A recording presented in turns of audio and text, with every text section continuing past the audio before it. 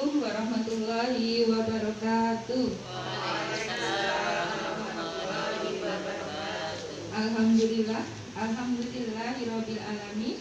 Wassalatu wassalamu asrofil anbiya'il wal mursalin wa ala alihi wa sahbihi ajma'in. Asyhadu an la ilaha illallah wa asyhadu anna Muhammadar Rasulullah. Yang kami banggakan Ustadzah Paut Asyifa. Di sini saya mau berbagi ilmu tentang budaya positif.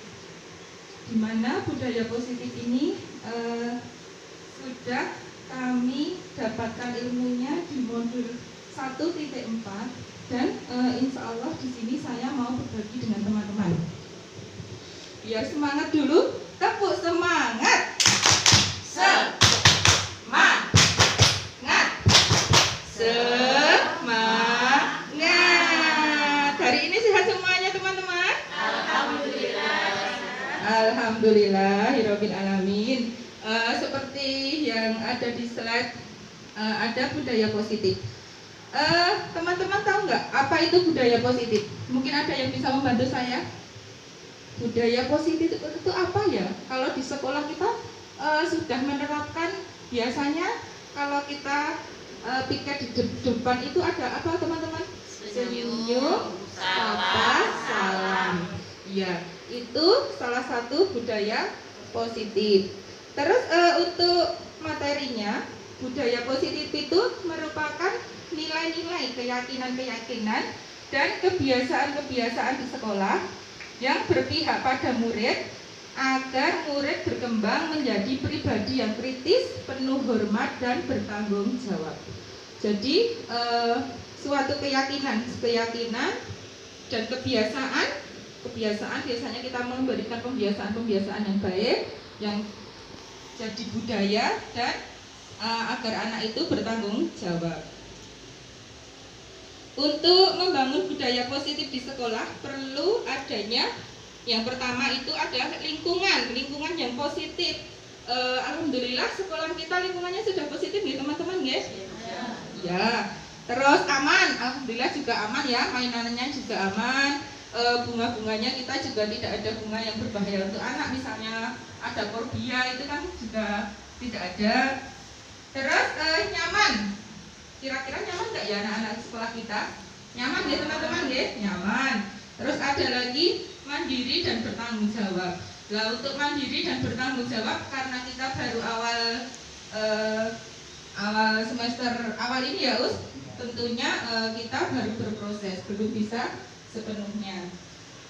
Untuk budaya positif itu ada beberapa hal yang dibahas. Yang pertama tentang perubahan paradigma, stimulus respon lawan, teori kontrol. Yang kedua ada arti disiplin dan 3 motivasi perilaku manusia. Yang ketiga keyakinan kelas, hukuman dan penghargaan. Yang keempat ada kebutuhan dasar manusia. Yang kelima posisi kontrol. Yang keenam segitiga restitusi. Nah di sini nanti ada satu-satu yang kita bahas.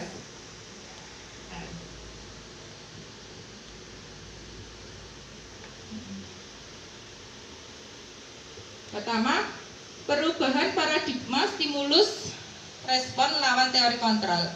Di mana sekolah itu diibaratkan sebagai tanah, tempat bercocok tanam. Sehingga guru harus mengusahakan sekolah jadi lingkungan yang menyenangkan, menjaga dan melindungi dari hal-hal yang tidak baik. Sebagai contoh, murid yang tadinya marah menjadi semangat, bukan sebaliknya. Jadi sekolah ini adalah sebagai tempat untuk mencari ilmu. Tentunya tempatnya harus menyenangkan, harus melindungi dari hal-hal yang tidak baik. Untuk membangun budaya positif, sekolah perlu menyediakan tadi ya, ada lingkungan yang positif, aman, nyaman, agar murid-murid mampu berpikir, bertindak dan mencipta dengan merdeka, mandiri dan bertanggung jawab.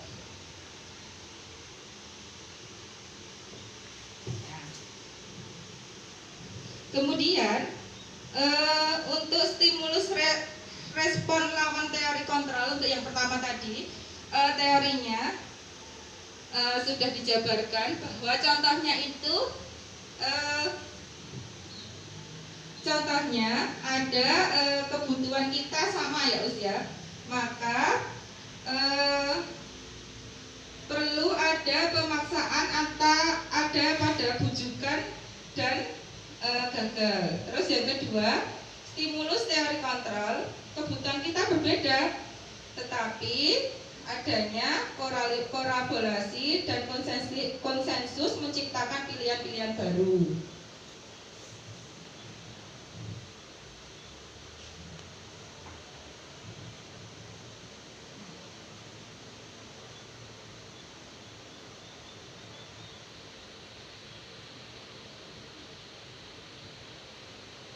Kemudian selanjutnya arti disiplin dan 3 motivasi perilaku manusia.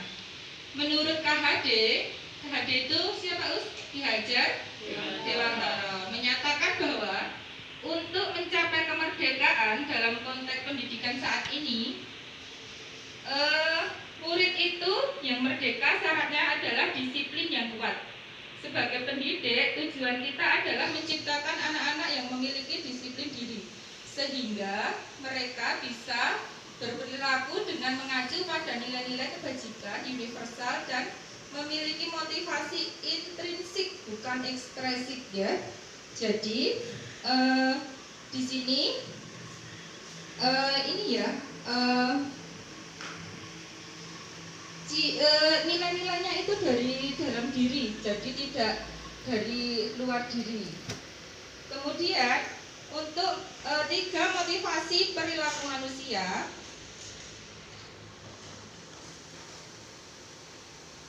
ada yang pertama untuk menghindari ketidaknyamanan atau hukuman. Ini tingkatan yang terendah karena motivasi perilakunya untuk menghindari dari hukuman dan ketidaknyamanan. Yang kedua, untuk mendapatkan imbalan atau penghargaan dari orang lain. Terus yang ketiga, untuk menjadi orang mereka inginkan dan menghargai diri sendiri dengan nilai-nilai mereka yang percaya. Maksudnya, motivasi ini yang akan membuat seseorang memiliki disiplin positif. Karena motivasi berperilakunya bersifat internal bukan eksternal. Di sini ada beberapa hal ya untuk menghindari ketidaknyamanan atau hukuman. Biasanya motivasi itu timbul dikarenakan aku nggak mau datang terlambat karena nanti kalau datang terlambat ada hukumannya. Itu yang pertama. Yang kedua, untuk mendapatkan imbalan, aku berangkat pagi nanti biar dapat stiker. Jadi tidak timbul dari pribadi diri sendiri. Jadi ada unsur-unsur lain pengen adanya imbalan atau hadiah. Terus untuk menjadi orang mereka inginkan dan menghargai diri sendiri dengan nilai-nilai yang mereka percayai. Itu. Kemudian selanjutnya tentang 3 keyakinan.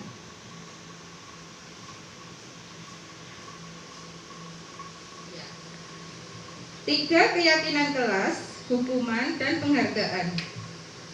Mengapa keyakinan kelas bukan peraturan kelas? Ada yang tahu Ustazah?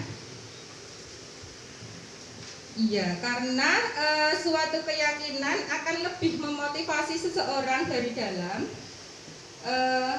dan lebih tergerak dan bersemangat untuk menjalankan keyakinannya daripada hanya sekedar mengikuti serangkaian peraturan. Jadi lebih ke keyakinan, ke dalam hati daripada ke peraturan itu tersebut. Apabila keyakinannya sudah tumbuh, otomatis peraturannya itu sudah kita jalankan dengan tersendirinya ya. Suatu contoh, orang yang mengendarai sepeda motor memakai helm itu peraturan atau keyakinan teman-teman? Peraturan ya. Terus kenapa kok memakai helm? Biar aman, keselamatan. Berarti kan keyakinan kita ya. Keyakinan kita itu memakai helm biar aman, tapi aturannya itu kalau bersepeda motor ya pakai helm seperti itu. Terus ada lagi, kenapa kok kita memakai masker dan mencuci tangan? Itu peraturan untuk saat ini ya. Tapi keyakinan kita apa, demi apa teman-teman? Demi kesehatan, demi keselamatan kita semua, karena kita kan baru pandemi, jadi semua kegiatan yang berhubungan dengan semua hal harus prokes. Untuk selanjutnya tentang hukuman. Pernahkah teman-teman menghukum anak? Pernah ya? Seperti saya juga pernah.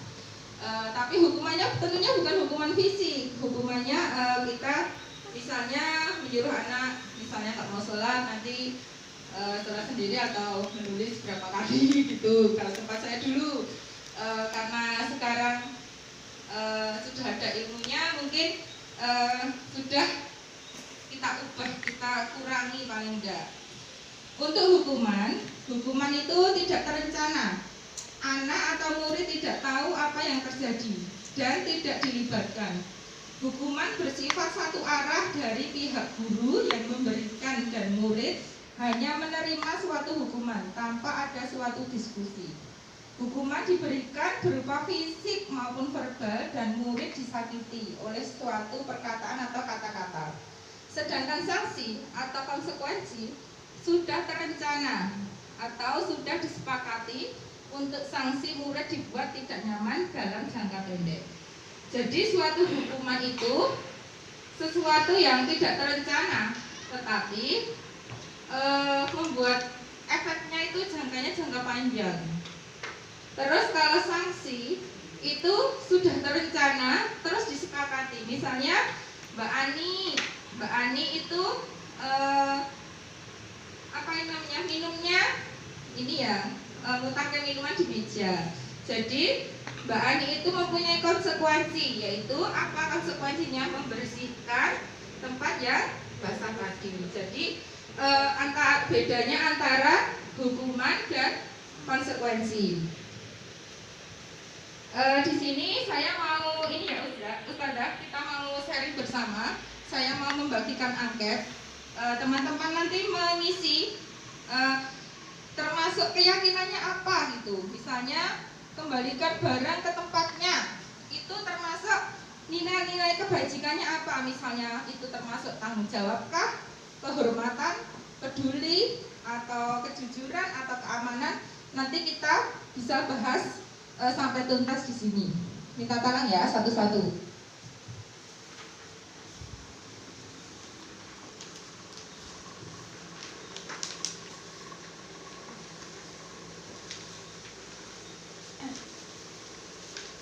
Ada namanya, silakan diisi namanya. Nah, ya.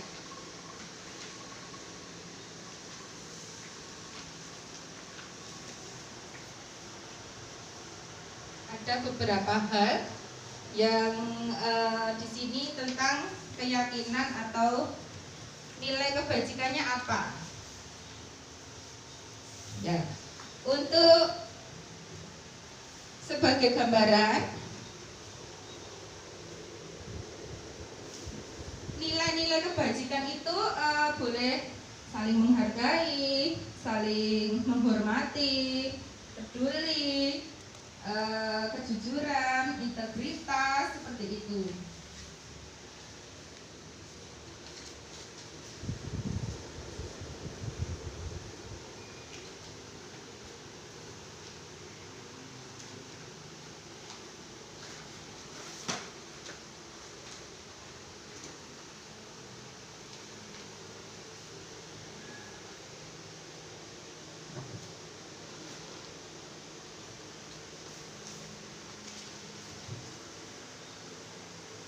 Yang pertama tentang peraturan ya tadi ya, kembalikan barang ke tempatnya. Nah, silakan kembalikan barang ke tempatnya. Itu termasuk keyakinan atau nilai kebajikannya apa.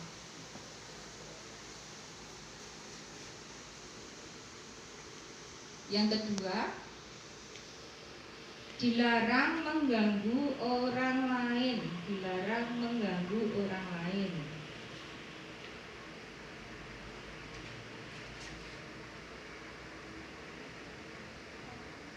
Yang ketiga, hadir di sekolah 15 menit sebelum pembelajaran dimulai. Itu termasuk apa ya?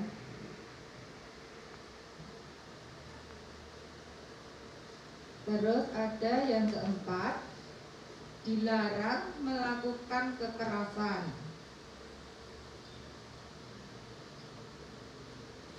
Yang kelima, dilarang menggunakan narkoba. Ini mungkin untuk jenjangnya yang jenjang atas ya tentunya ya. Terus yang nomor 6, bergantian atau menunggu giliran.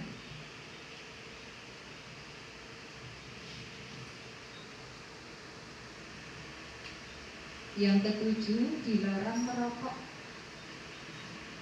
Ya di sini contoh nilai-nilai kebajikan atau keyakinannya misalnya keadilan, kehormatan, peduli, integritas, kejujuran, pelayanan, keamanan, kesabaran, ada tanggung jawab, ada mandiri, berprinsip, keselamatan, kesehatan, komitmen, bisa menyayangi.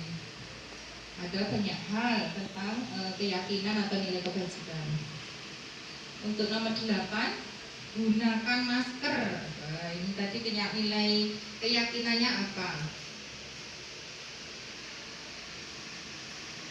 Untuk yang nomor 9, berjalan di kelas atau koridor. Itu termasuk apa? Ya, masih saya tunggu nanti kita bisa sharing bersama tentang nilai-nilai keyakinan yang ada di ini ya, yang angkat yang saya bagikan, biar semuanya paham, biar semuanya juga mengetahui secara pasti tentang hukuman ataupun sanksi atau konsekuensi. Ya. Keyakinan tadi ada keadilan, ada kehormatan, ada peduli, ada saling menghormati, ada integritas, ada kejujuran, pelayanan, keamanan, kesabaran, tanggung jawab, mandiri, berprinsip, keselamatan, kesehatan, komitmen, menyayangi, dan masih banyak hal lagi.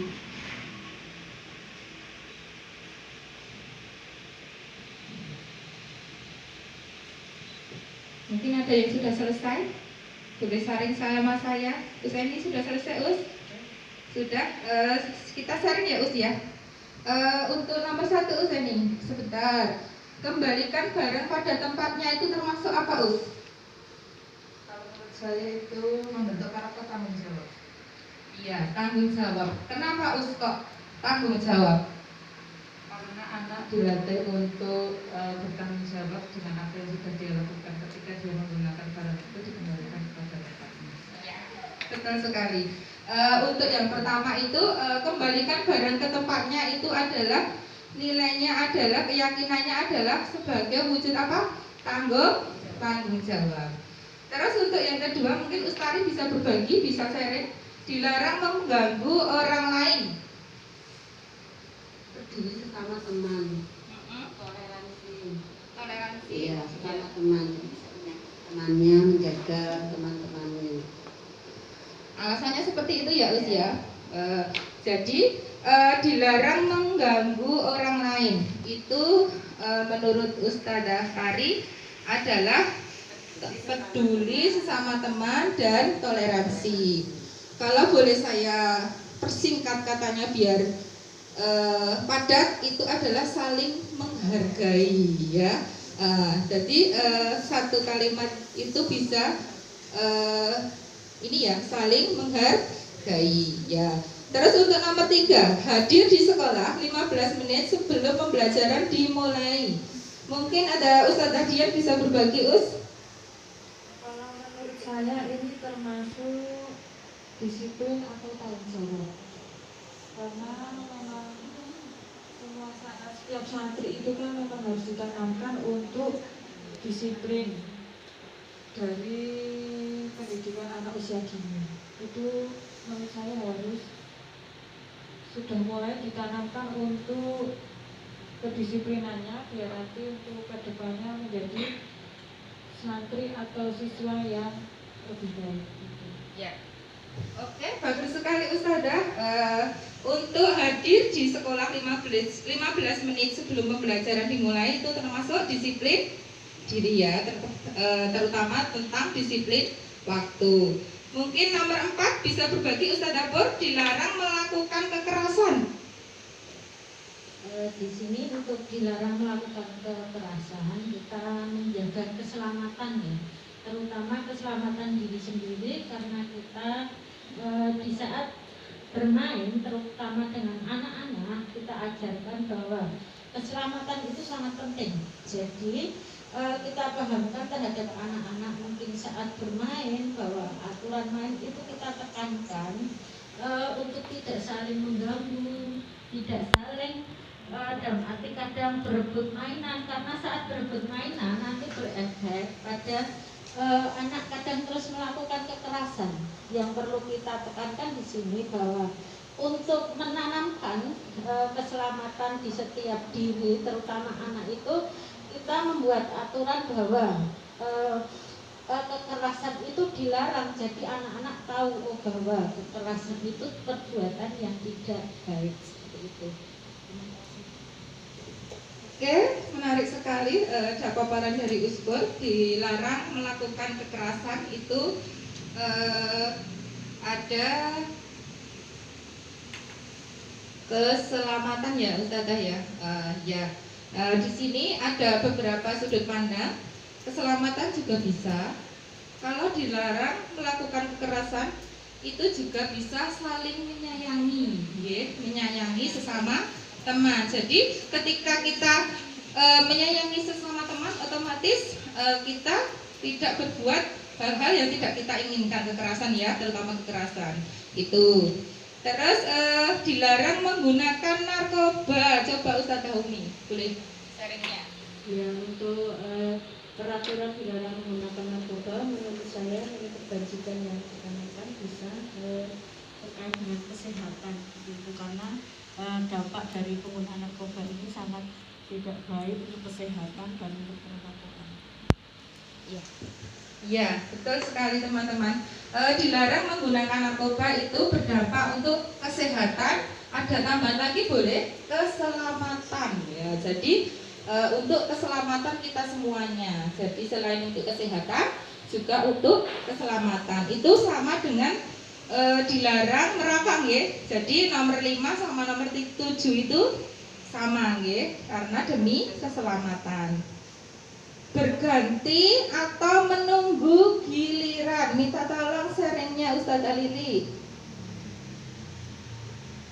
Berganti atau menunggu giliran itu kita mengajarkan untuk sabar dalam misalnya anak mencuci tangan, berarti kan harus urut misalnya satu-satu, tidak boleh nanti kalau berkerumun itu kan tidak boleh, jadi urut dari satu nanti ke belakang, nah yang lainnya bisa mundur untuk pergantian yang belakangnya. Jadi sabar ya, ya boleh, bisa sabar juga. Dengan kita bergantian menunggu giliran, kita juga belajar saling apa teman-teman, menghargai juga bisa. Jadi selain kita melatih kesabaran, juga saling menghargai. Kalau gunakan masker, nilai keyakinannya apa? Kesehatan dan keselamatan juga bisa nggih. Terus berjalan di kelas atau koridor termasuk mandiri bisa, disiplin juga bisa. Jadi ada beberapa hal dari peraturan tadi semua sudah jelas ya teman-teman ya. Kita peraturan itu bisa dijadikan nilai keyakinan. Ya, misalnya di kelas itu Saya juga sudah membuat keyakinan kelas di TKB 1, menghormati dan menghargai. Nanti saya kalau kata-katanya menghormati dan menghargai itu untuk usia TKB itu kan kurang begitu ini ya, kurang begitu paham. Saya ringkas dengan bahasa anak, dengan apa caranya menghormati dan menghargai, dengan memberikan senyum, sapa, dan salam. Terus yang kedua, keyakinan kelas di TKB 1 itu menyayangi dan peduli dengan beberapa hal. Yang pertama ada, saya menyingkatnya 3S plus 3R. Apa itu 3R? Rajin, anak rajin belajar. Terus yang kedua rukun, rukun selalu dengan temannya. Yang ketiga adalah ramah, ramah dan santun di kelas. Itu keyakinan kelas TKB 1 yang insya Allah dijadikan budaya kelas TKB 1. Keyakinan kelas TKB 1 ini tidak serta-merta saya yang membuatnya sendiri. Kemarin saya berdiskusi dengan teman-teman TKB 1, kemudian kita sharing bersama, terus kemudian saya catat di situ. Oke, untuk lembarnya nanti bisa dikumpulkan, sudah dikasih nama nih teman-teman ya. Ya, kita lanjutkan untuk yang selanjutnya tentang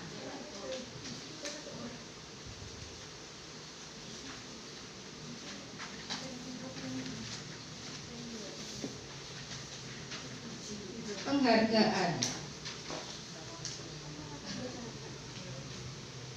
Ya, penghargaan. Di sini penghargaan itu nilainya bisa dalam jangka panjang dan jangka pendek. Biasanya kalau kita di TK suka ngasih penghargaan nggak teman-teman sama teman-teman di kelas kita, adik-adik kecil kita? Iya, itu biasanya penghargaannya apa? Stiker, terus tepuk tangan, tepuk jempol, bintang. Ya, masih banyak hal lagi nggih. Lah di sini ada beberapa hal tentang penghargaan itu sendiri. Ketika saya belajar bersama, itu bisa berpengaruh dalam jangka panjang dan jangka pendek. Yang pertama, penghargaan berlaku untuk mendapatkan seseorang melakukan sesuatu dalam jangka pendek. Yang kedua, jika kita menggunakan penghargaan lagi dan lagi, maka orang tersebut akan tergantung pada penghargaan yang diberikan serta kehilangan motivasi dari dalam. Terus yang ketiga, jika kita mendapatkan penghargaan untuk melakukan sesuatu yang baik, maka selain kita senantiasa berharap mendapatkan penghargaan tersebut lagi, kita pun menjadi tidak menyadari tindakan baik yang kita lakukan. Ada ini ya usia beberapa hal untuk kaitannya dengan penghargaan. Ini saya ini satu-satu. Ya. Beberapa hal tentang penghargaan. Penghargaan itu tidak efektif. Yang pertama, kenapa penghargaan itu tidak efektif? Itu dikarenakan jika anak melakukan ini nanti akan dapat itu. Nah, seperti itu. Jadi ada apa ya? Ada pengharapan nanti dapat ini loh kalau seperti ini. Jadi tidak dari unsur diri sendiri, dari dalam. Jadi nanti nanti aku ini menjawab pertanyaan dari Ustazah terus, nanti aku dapat stiker. Nah itu suatu kasus kemarin itu di dalam modul itu dijelaskan bahwasanya Pak Ahmad itu ini seorang guru di kelas 2 SD. Kemudian saat antri masuk ke kelas, itu anak itu selalu berebut terus masuk kelas. Kemudian Pak Ahmad punya cara. Kalau seperti ini terus kasihan. Kalau yang berebut itu kadang kan laki-laki itu langsung bus gitu ya dan terus temannya yang lain jatuh, terus ada pokoknya ada efek-efek yang lainnya. Terus Pak Ahmad itu memberikan hadiah. Teman-teman nanti kalau habis istirahat masuknya antri, masuknya bagus, nanti dapat stiker dari Pak Guru. Tentu saja hal itu menjadi apa teman-teman? Anak-anak menjadi tertib. Suatu hari Pak Ahmad itu sedang sakit, digantikan oleh guru yang lain. Kemudian guru yang lain itu tidak tahu ketika nanti masuk itu ada hadiahnya, stiker itu. Lah, ketika Pak Ahmad tidak masuk, diganti guru lain, kejadian itu timbul lagi. Anak-anak berdesak-desakan dan masuknya juga nyenggol-nyenggol temannya. Jadi di sini penghargaan itu dikarenakan karena ingin dapat hadiah ya, bukan karena keyakinan dari dalam diri. Itu kasusnya kemarin dicontohkan seperti itu. Terus ada yang kedua adalah penghargaan bisa merusak hubungan. Penghargaan menciptakan persaingan di dalam kelas dan persaingannya menimbulkan kecemasan. Biasanya, ayo siapa yang sudah hafal ini, nanti pulang duluan penghargaannya. Nah itu nanti kan temannya yang lain biasanya kan cemas ya.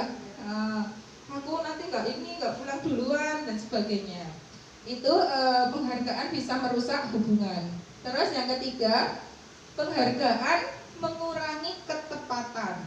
Di sini dimisahkan, anak diminta menjawab tadi belajar apa, semua mengaku, sedangkan misalnya hadiah yang disiapkan itu mau ngasih permen 5, sedangkan yang ngasih yang jawab itu ada 10, yang dikasih permen kan cuma 5. Jadi yang lain itu kan tidak dapat hadiah, padahal dia juga menjawab benar. Jadi penghargaan itu bisa mengurangi ketepatan.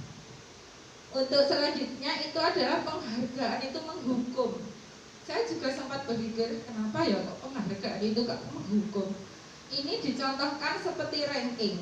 Jadi mungkin sekarang di SD maupun di sekolah tingkatannya yang lebih atas itu sudah tidak ada ranking ya, karena ranking itu termasuk menghukum. Kok bisa ya usia ranking kok menghukum? Iya, itu karena ini ya sistem ranking, mereka yang mendapatkan ranking kedua akan merasa terhukum. Oh lah kenapa ya kok aku nggak bisa ranking 1 seperti itu. Jadi kecemasan itu timbul. Jadi beberapa hal yang berkaitan dengan penghargaan itu ada, itu tadi ya,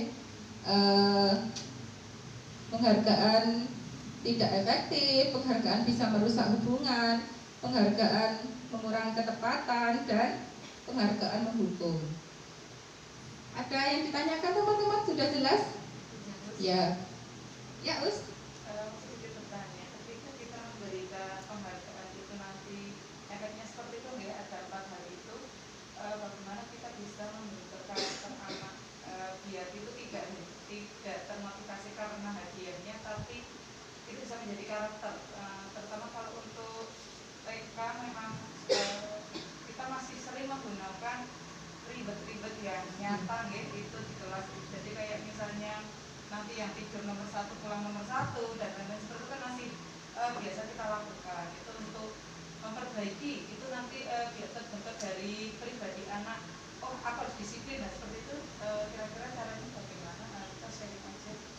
Iya, menarik sekali ya usia. Kemarin juga itu menjadi sesuatu hal juga buat saya pribadi. Ketika kita itu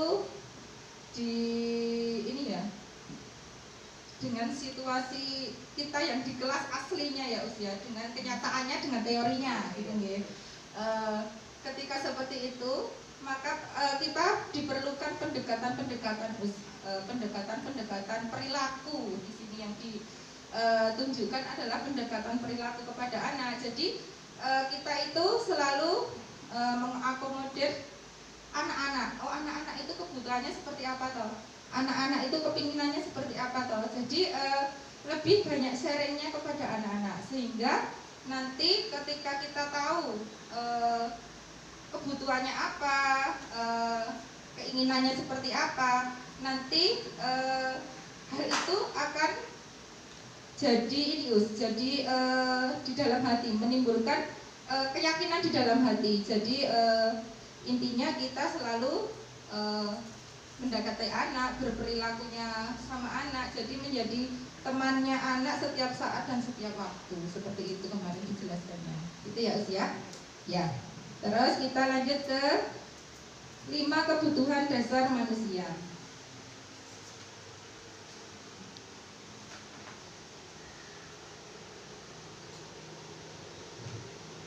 Ya. Untuk 5 kebutuhan dasar manusia itu ada beberapa hal. Yang pertama, seluruh tindakan manusia memiliki tujuan tertentu. Semua yang kita lakukan adalah usaha terbaik untuk mendapatkan apa yang kita inginkan. Ketika kita mendapatkan apa yang kita inginkan, sebetulnya saat itu kita sedang memenuhi satu atau lebih dari kebutuhan dasar kita. Jadi kebutuhan dasar manusia itu ada 5. Yang pertama, kebutuhan untuk bertahan hidup, survival. Yang kedua, ada kebutuhan cinta dan kasih sayang, love and belonging. Yang ketiga, ada kebebasan, freedom. Yang keempat, ada kesenangan, fun. Anak-anak itu juga pengennya fun terus. Dan ada kebutuhan tentang kekuasaan, power. Di sini ketika seorang murid melakukan suatu perbuatan yang bertentangan dengan nilai-nilai kebajikan atau melanggar peraturan, hal itu sebetulnya dikarenakan mereka gagal memenuhi kebutuhan dasar mereka. Jadi ada beberapa hal ya di sini. Kenapa kok terkadang itu Mas ini begini, Mas itu begitu, gitu kan? Kan itu.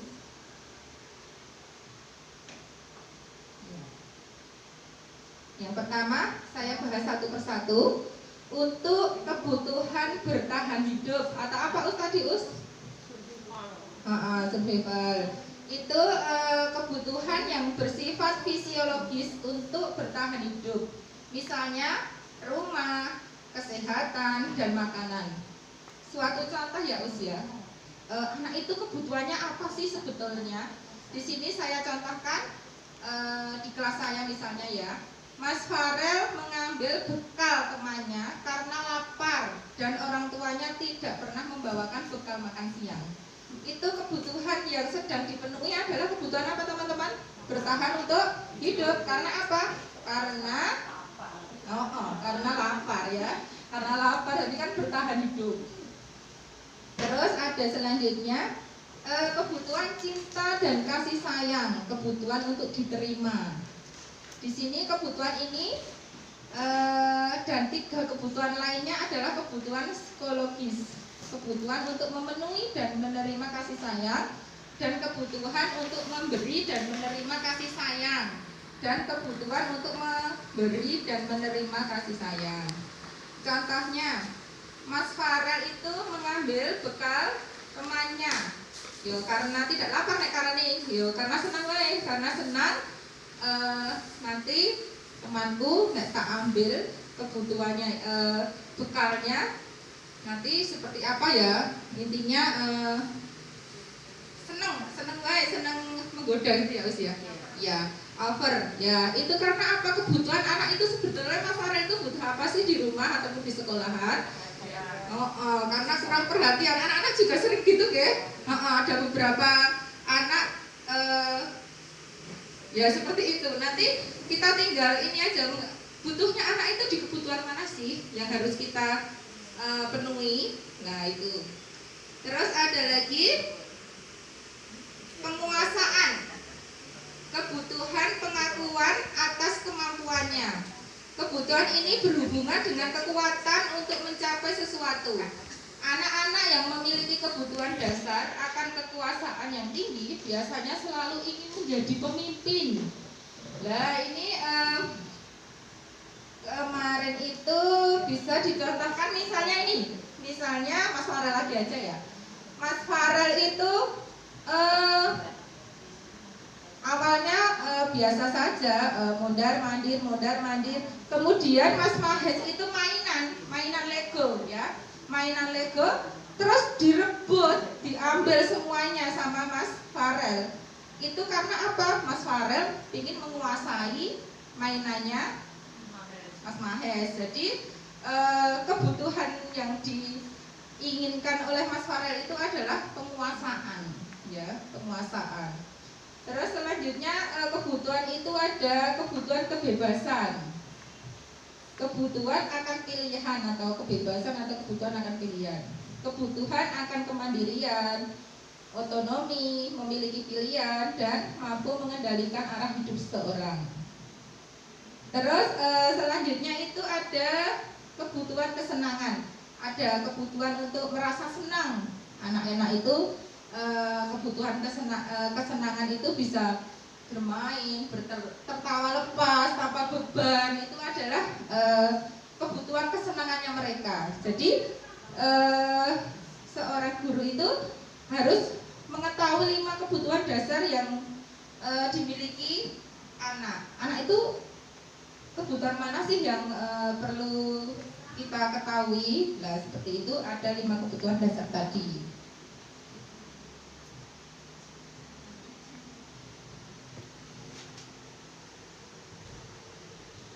Teman-teman biar semangat, tepuk semangat. Semangat. Semangat. Masih semangat teman-teman? Iya. Kebutuhan sudah kita ini ya, sudah terlewati masalah kebutuhan. Kita ke materi selanjutnya yaitu tentang 5 posisi kontrol. Jadi sebagai seorang guru kita harus mengetahui 5 posisi kontrol, di mana ada penghukum, guru itu sebagai penghukum, sebagai pembuat merasa bersalah, sebagai teman, sebagai monitor atau pemantau, sebagai manajer. Jika teman-teman itu menjadi guru yang baik, itu pilih posisi kontrol yang mana teman-teman? Sebagai apa coba? Sebagai teman. Apalagi? Manajer. Nah, awalnya saya juga pengennya guru itu sebagai teman. Tetapi setelah mempelajari secara dalam, saya pengennya itu guru itu sebagai manajer. Karena apa? Ada beberapa hal. Di sini untuk yang penghukum, guru kontrolnya sebagai penghukum. Yang menjalankan posisi penghukum senantiasa mengatakan bahwa sekolah memerlukan sistem dan lebih menekan murid. Patuhi aturan saya atau awas, kamu selalu saja bilang selalu saja salah. Nah, seperti itu kan juga ada ya teman-teman ya, guru sebagai penghukum. Itu mungkin di kelas-kelas yang jenjang atas ya usia, ketika jengkel dengan muridnya, misalnya sering bolos atau apa, itu guru sebagai penghukum, mungkin itu seperti itu. Dulu saya pernah waktu dihukum. Boleh sharing Us, dihukum apa Us dulu Us? Ya mungkin sedikit cerita aja. Saya waktu itu semea kelas 2 karena datang terlambat, jadi guru matematika itu sangat disiplin banget. Jadi saat itu saya dihukum suruh berdiri di depan sampai pelajaran selesai. Tapi dengan alasan saya memang beralasan, tapi tetap gurunya itu karena disiplin banget itu, jadi tetap tidak menerima alasan itu, jadi saya tetap harus menjalankan hukuman itu. Tapi dengan hukuman itu sebagai pembelajaran juga bahwa segala sesuatu yang kita perbuat harus ada resikonya. Jadi kita harus lebih berhati-hati lagi bahwa segala perbuatan harus kita tanggung jawab melatih itu.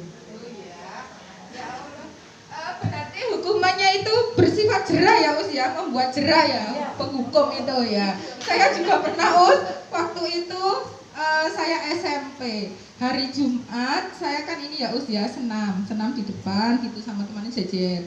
Lah di depan itu ada ini Us, ada pohonnya itu kok menarik perhatian saya. Ternyata mau enek entong mau jadi kupu-kupu itu loh Us. Sama teman saya, oh ya api ya gini ya. Dari belakang itu ada guru BP, kepala saya sama temannya duduk gitu ya Allah. Setelah itu saya disuruh ke kantor terhema menulis beberapa kali. Itu juga sangat membekas sekali di benak saya, guru sebagai penghukum. Ya. Kemudian ada lagi posisi kontrol guru adalah membuat orang bersalah dengan menggunakan kata-kata yang lembut, menggunakan keheningan yang membuat orang lain merasa tidak nyaman, bersalah dan rendah hati. Ini kata-katanya lebih halus. Nek tadi kan langsung menghukumnya langsung begini ya. Ya, nah ini ibu sangat kecewa sekali dengan kamu. Gimana coba kalau orang tuamu tahu kamu berbuat begini. Jadi menghukumnya itu membuat orang bersalah ya Us ya. Jadi merefleksi ya Us ya, merefleksi, menanyakan dengan lembut gitu. Biar bisa menyesali.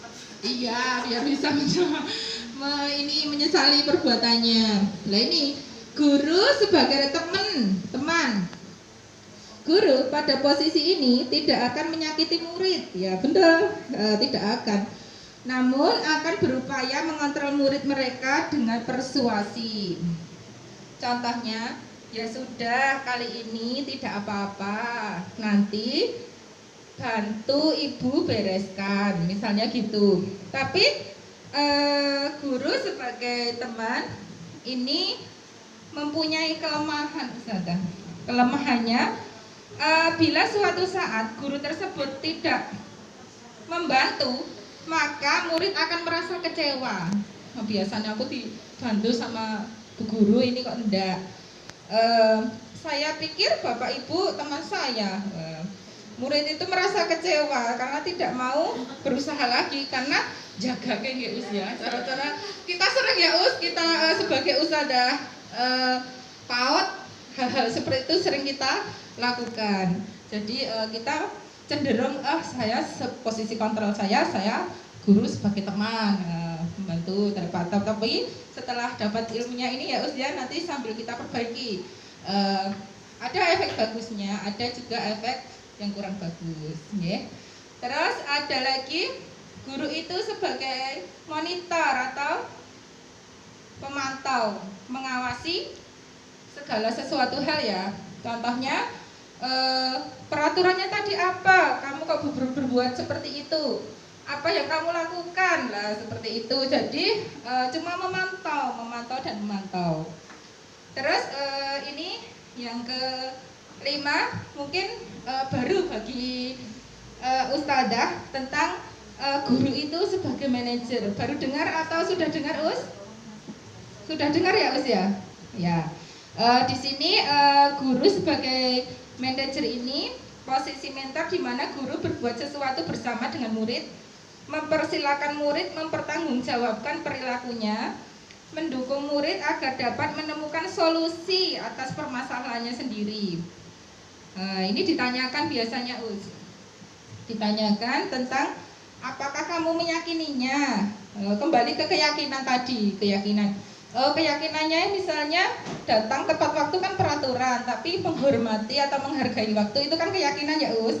Kembali keyakinanmu tadi seperti apa, ditanya seperti itu. Terus apa rencana kamu untuk memperbaiki hal itu. Jadi ada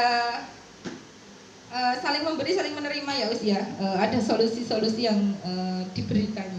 Itu adalah guru sebagai manajer. Kemudian ada lagi tentang restitusi. Restitusi itu adalah proses kolaboratif yang mengajarkan murid untuk menjadi solusi untuk masalah, mencari solusi untuk masalah, dan membantu murid untuk berpikir tentang orang seperti apa yang mereka inginkan dan bagaimana mereka harus memperlakukan orang tersebut.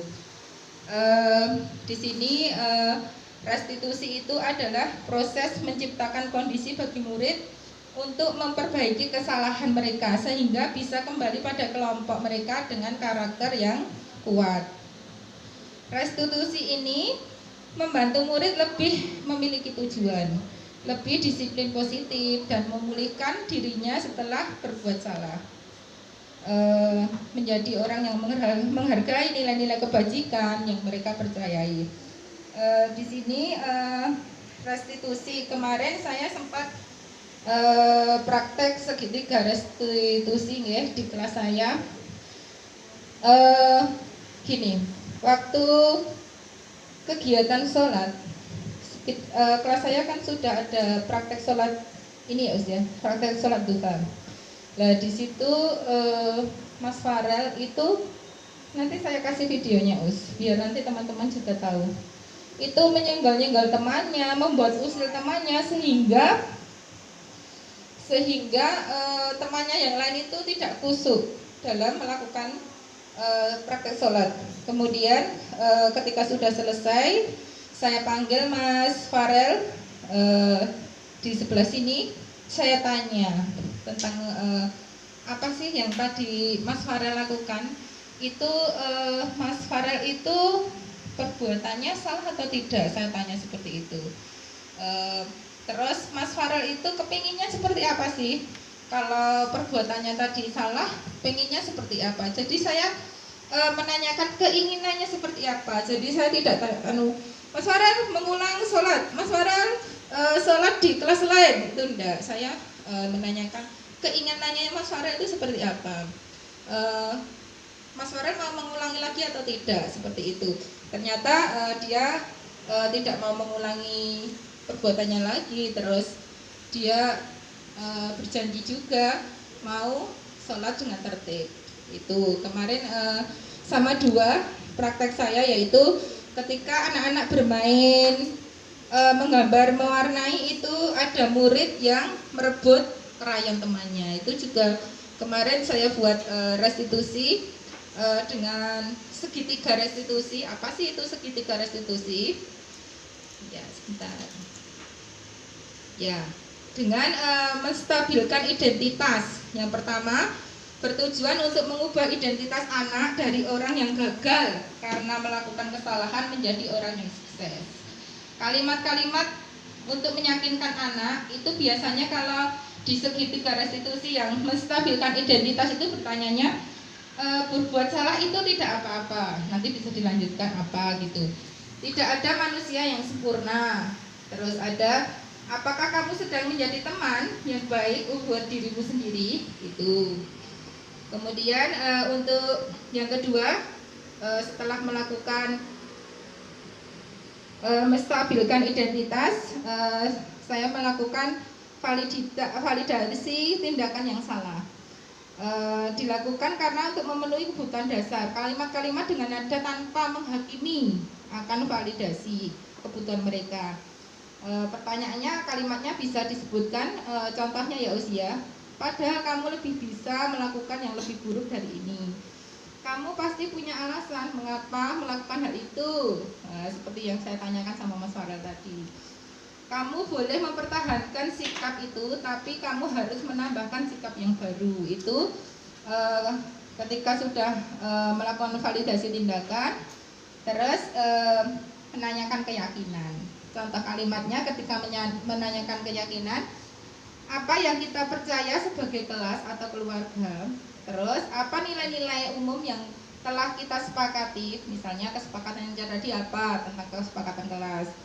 Terus ada lagi, kamu mau jadi orang yang seperti apa, bisa ditanyakan kenapa kok seperti itu, keyakinannya seperti apa, seperti itu. Itu tadi tentang segitiga restitusi. Kemudian di sini di budaya kelas ya, setelah saya membuat keyakinan kelas tadi, kemudian saya bersama teman-teman TKB 1 itu membuat budaya keyakinan kelas yang menjadi budaya di kelas kita. Ada 3S dan 3R seperti yang sudah saya tadi ya saya ungkapkan, budaya senyum, sapa, salam, ada rajin, rukun, dan ramah. Terus setelah kesepakatan kita buat kemarin, anak-anak itu kalau disuruh biar kesepakatannya itu kelihatan. Terus ini kemarin ini ya Us ya, apa namanya Us? Cap ya, cap jarinya. Terus karena TK B1 sudah ada bisa nulis nama, jadi bisa mengecap terus memberikan namanya. Ini budaya kelas saya tentang budaya positif yang sudah insya Allah sudah saya lakukan dengan senyum, sapa, salam, dengan rajin, rukun, dan ramah. Itu Ustazah tentang kegiatan hari ini. Tadi ada yang terlewat Ustazah, ada beberapa hal yang ingin saya tanyakan tentang angket nggih. Tentang tindakan guru itu termasuk hukuman atau sanksi. Nanti silakan dipilih. Saya bagikan lagi. Ada yang terlewat satu. Ya. Kalau Us. Ya, biar kita tambah sharingnya, biar ini nggih semakin dalam.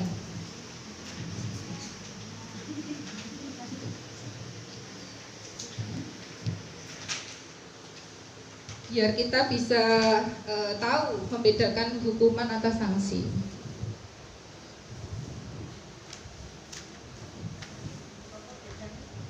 Ya. Kalau sanksi itu jelasnya kesepakatan, kalau hukuman itu Abang tidak tahu.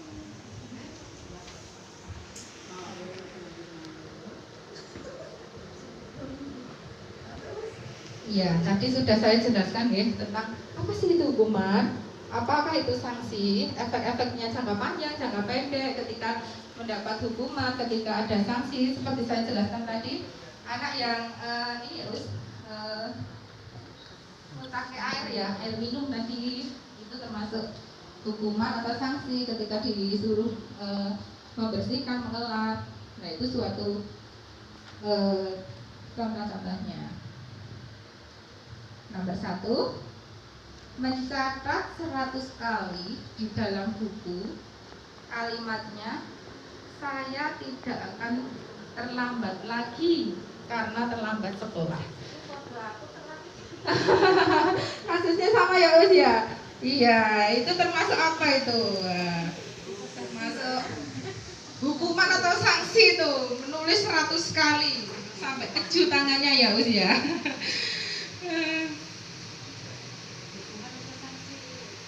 Terus yang kedua, lari mengelilingi lapangan basket 2 kali karena terlambat hadir di sekolah. Yang ketiga, membersihkan coretan yang dibuatnya di meja tulis.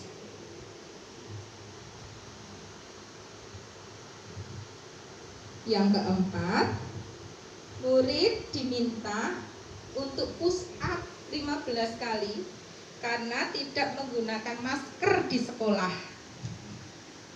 Yang kelima, menggantikan kertas tugas teman yang telah dicoret-coret. Kemudian yang keenam, berjemur di lapangan basket pukul 12 siang karena mengobrol dengan teman. Ini saya ini ngobrol dengan teman, dapat hukuman waktu SMP. Yang ketujuh, lari mengelilingi lapangan basket 2 kali karena terlambat 10 menit untuk pelajaran PJOK. Selesai? Cepat sekali Ustazah Wuri. Alhamdulillah. Boleh berbagi sharing Ustazah 1 sama nomor 2?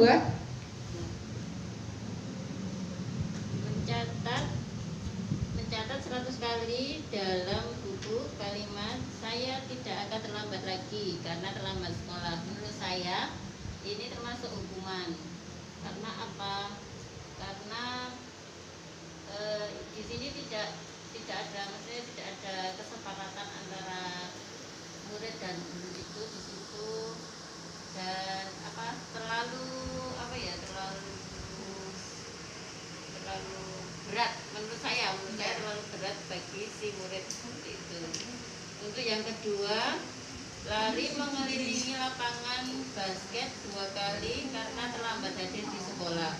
Menurut saya juga ini juga hukuman karena bersifat fisik ya. Iya. Bersifat fisik ke anak, ke murid, untuk lari mengelilingi lapangan basket. Itu saya itu. Ya. Terima kasih. Ya.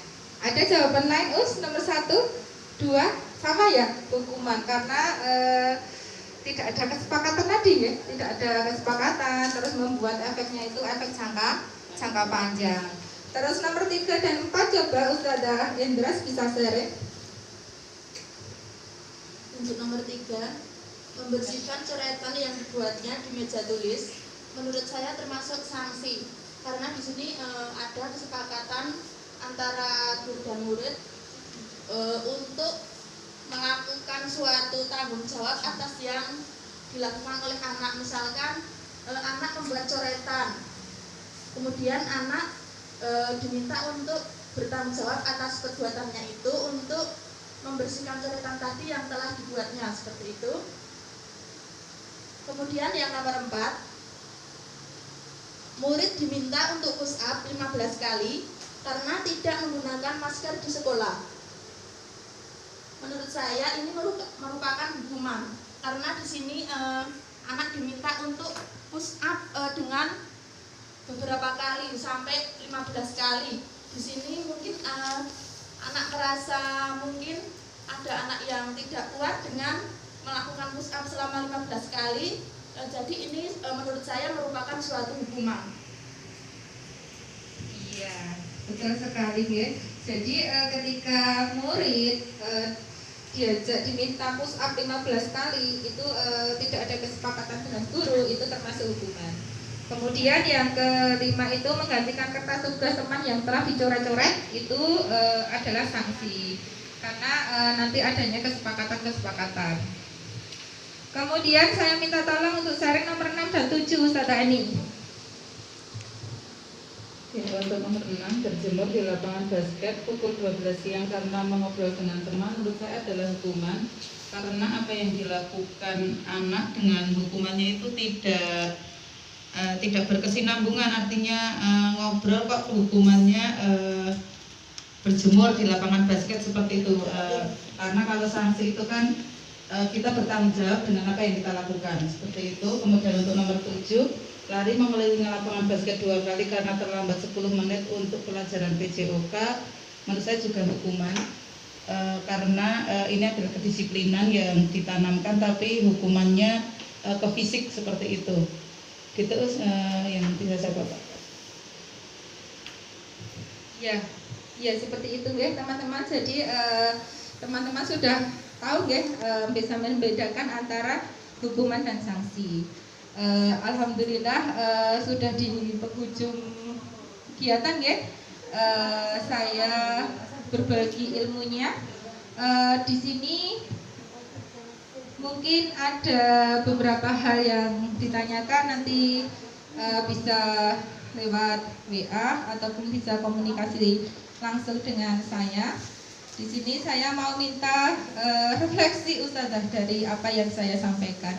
Mungkin ada Ustazah Pur memberikan refleksi. Terima kasih waktunya. Mungkin di sini saya setelah saya mengikuti kegiatan ini, beberapa hal yang saya dapat itu banyak sekali, terutama dari beberapa tentang hukuman dan sanksi itu. Mungkin kita dari saya sendiri mungkin perbedaannya itu kadang kurang mengetahui ya, kadang antara hukuman dan sanksi. Ternyata setelah mengikuti ini kita jadi tahu, nanti bisa kita terapkan di terutama anak-anak sendiri di rumah. Itu kita juga perlu sekali antara memberi hukuman dan sanksi, karena di sini kalau hukuman mungkin tidak ada kesepakatan, tahu-tahu langsung dihukum. Tapi karena sanksi, kalau saya sendiri di rumah mungkin dengan anak saya itu kadang saya cuman anak saya bersalah mungkin tidak mengikuti saat main HP itu waktunya sudah dibilang yuk waktunya sebentar saja, tapi ternyata mainnya diingatkan masih lama. Saya cuman diam saja. Jadi diam itu ternyata alhamdulillah sudah tahu, oh berarti ibu marah sama saya, tapi marah saya cuma diam. Saat dipanggil saat ini saya diam. Terus kenapa ibu diam? Karena Mbak Iva juga nggak mau mendengarkan ibu. Tadi janjinya ibu itu bermain HP-nya sebentar. Walaupun itu diulang beberapa kali, tapi pada dasarnya tahu oh sanksi saya itu diberi sanksi bahwa saya juga harus mengikuti aturan. Untuk yang selanjutnya mungkin di sini untuk budaya terutama di kelas TKB 1 ini menarik sekali. 3S, kalau 3S mungkin kita sudah di PAUD Asifa ini sudah diterapkan ya, senyum, sapa, salam kita sudah alhamdulillah ada 3R itu kita juga perlu ditanamkan lagi terutama di PAUD ini, terutama rajin, rukun, ramah. Kadang kita cuman rajin itu anak-anak, kalau anak-anak ini rajin mungkin rajin berangkat sekolah, ada anak rajin berangkat sekolah dengan tujuan mungkin tujuannya pengen ketemu temannya, pengen bermain di sekolah karena temannya banyak, mainannya banyak. Terus untuk menanamkan kesadaran untuk diri sendiri yang timbul ini untuk rajin ini ternyata belum maksimal, terutama di anak-anak itu masih kita motivasi terus.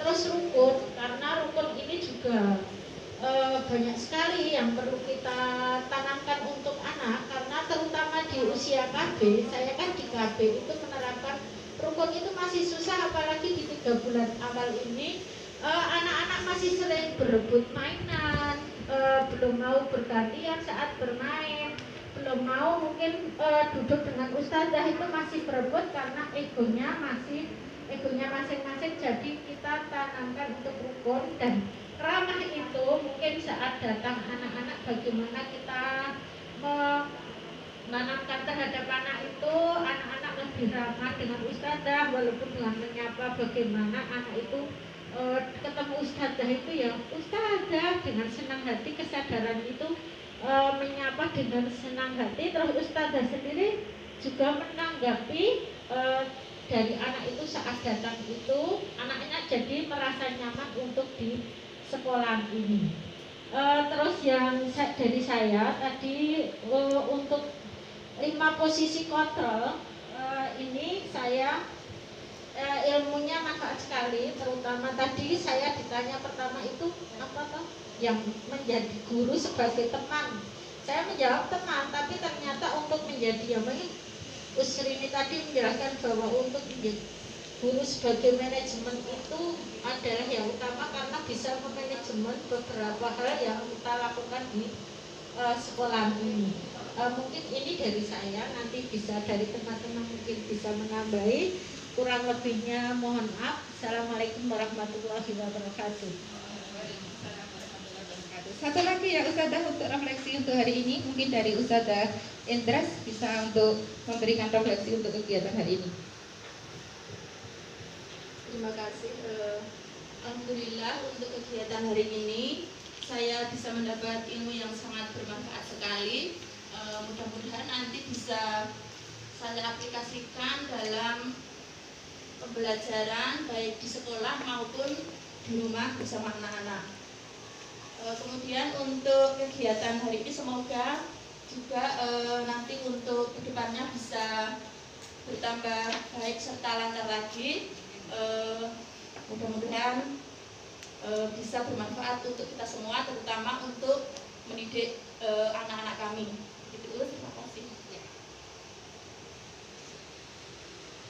Oke teman-teman, alhamdulillah sudah di acara penghujung acara kita berikan apresiasi dengan tepuk the best buat semuanya. Tepuk the best.